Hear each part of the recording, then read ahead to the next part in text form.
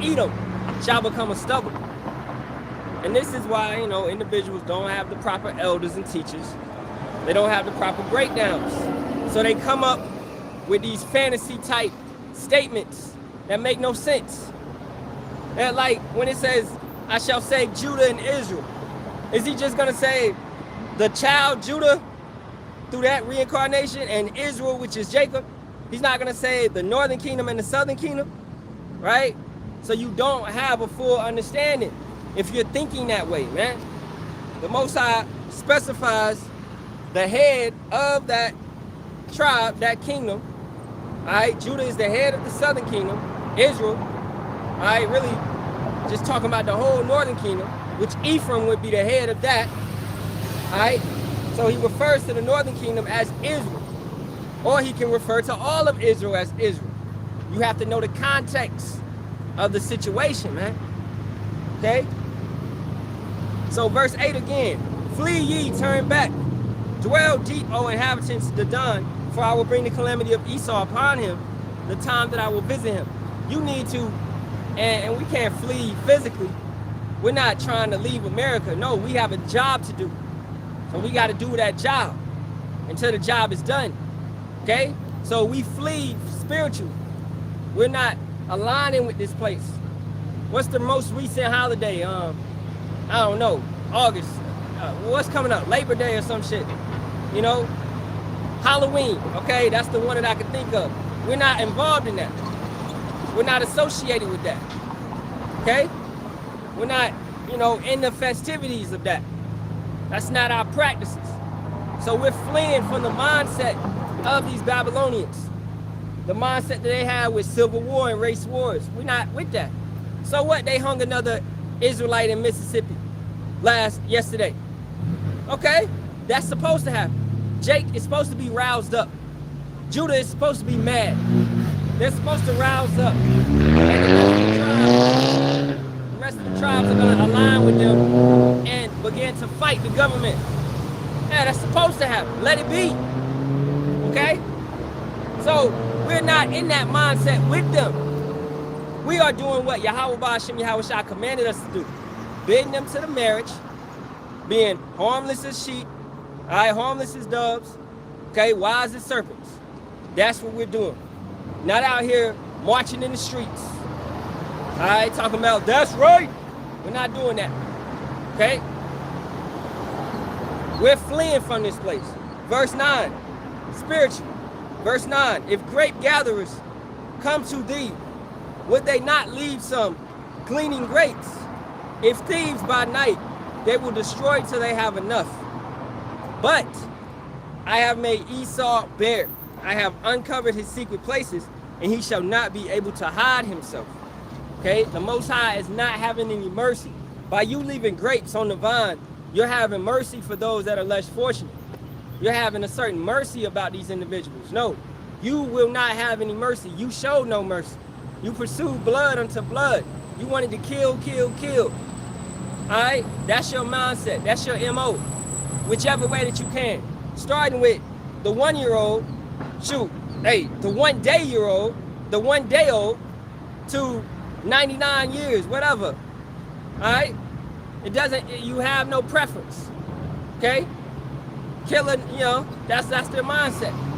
So you had no mercy on anybody, even your own people. You didn't care about your own people. Okay, so the Most High is not going to have any mercy on you. You shall not be able to hide yourself. Continue. His seed is spoiled. You're not going to be able to produce children like you used to. Your whole house is spoiled. It's robbed. Right? Understanding this, look at the stats. It's more Edomites, so-called YT men, dying than it is being born. And that's according to Yahawah. And if they are being born, they are for the sword. They are for slaughter. You are being born to be slaughtered, to go into captivity, slavery. And you may think it sounds strange with, saying it right now, all right? But we're the ones that's in slavery right now. But we're spiritual men. We can see what's happening, what's taking place. We know what's gonna be fulfilled. We understand the prophecies. For Esau is the end of the world, Jacob is the beginning of it that follows. So we know what has to come afterwards. So, architects, all right? We can see the building before it's even being made. Be like, yo, this is a beautiful temple that's being built right here. Okay? And you have to keep that mindset.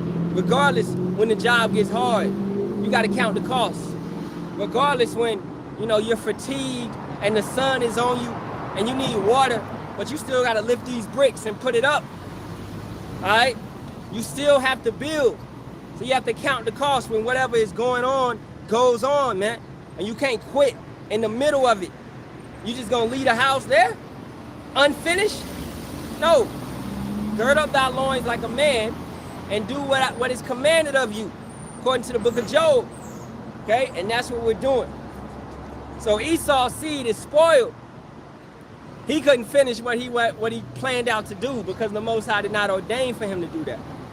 Okay, he ordained for him to be destroyed. The wicked was created for a certain purpose, an appointed time. We're gonna have to get that Habakkuk, you know, keeping it going. And his brethren and his neighbors, and he is not, meaning he is, okay? It's a certain way that KJV puts it, but it means he will be destroyed. Ultimately, at the end of that 1,000-year reign, Esau will be ultimately destroyed. We will never have to see a so-called YT man on this planet again, okay? You know? So, with that being said, the whole earth will go back to being what? Melanated. In their right mind, too. With all the heathen nations, what? Knowing the laws, commandments, and statutes. Okay? To a certain degree. They're going to have to what? They're going to have to serve under us. We will have full authority over them. Okay? We will have slaves. The order of Malak Tazadak will be upon these people, bringing us a tenth of everything that they have. And if they don't want to, hey, no rain over here. Okay, your crops will die. Your crops will wither away. All right, we're going to come through with the sword on y'all. Okay, but they're not going to be like that. Because understanding this, it's going to be a far greater kingdom, man, a far greater rulership than what you see right now. You will have real food, real domestic relations. You won't have to worry about your woman cheating, doing all of this. All right. Now, will the heathen still be committing sin? Yes. But the environment and the ways of this world will be far better. It won't be no porn everywhere. Okay? You won't be over-sexualized as you are today. All right? You won't be a lust bucket as you are today. Okay? Every man is going to have his own woman. And she's going to be a virgin, man. That's how it's going to be. The correct way and the proper way. All right? And you're going to have multiple women. The right mindset, not the Western mindset, but the right mindset is going to be back on this place. Verse 11, leave thy fatherless children. I will preserve them alive and let thy widows trust in me. A lot of Jake, what? Raised up without fathers. All right? Raised up without fathers and you know, mothers, single mothers, etc., etc. Okay? Father died or father stepped away due to the curses. Deuteronomy 28:54. Okay? So that's what it is. Yahawashi is coming to save the fatherless and the widows. He's coming to save those that are oppressed. Esau oppresses the fatherless and the widows. These are the main ones that he comes at. The ones out of an unstable household. All right? That's ones he want to manipulate. That's the ones that'll take the deal. That'll, hey, you want to sign this contract? Okay? You know, make your music. And they be trash. But they grew up in such a poverty state where Esau knows, hey, he's going to take this $1 million deal and sign over his soul. All right? Well, that's that shit right there. We're going to get a copyright. It's a good song. All right? And that's what they're doing. Jake is slipping into darkness, man. Constantly. You run into the drugs. You run into, you know, your woman. You run into everything else that's not the light, which is Yahawashi. So you're slipping into darkness. Okay? Jake go through emotional issues, psychological issues, mental issues. and you fall back into those old habits. Slipping into darkness. Alright? Verse 12. For thus saith Yahawah, behold, they whose judgment was not to drink of the cup have assuredly drunken, and art thou, he that shall altogether go unpunished, thou shalt not go unpunished, for thou shalt surely drink of it. You're going to drink of every ounce of this, man. The dregs, the bottom of it, the bitter ass part of the wine. That's what you're about to take in. All right? And you Jake that want to align and join hand in hand with this devil. Okay? It's going to be on you too. You're going to feel the effects of the second death, which you had an exemption from. You could have been, you know, but you were set up for it, ultimately, because it's no free will. This is why, hey, if you hear this message, you need to what? You need to pray and fast and hope that you be of that number of the 144,000 and the 1/3 that you can make it up out of here. I pray I'll be at least a doorman in the kingdom, remember? All right? We trying to escape the fire that's coming to this place. First death is through what? The water. All right? This place being destroyed.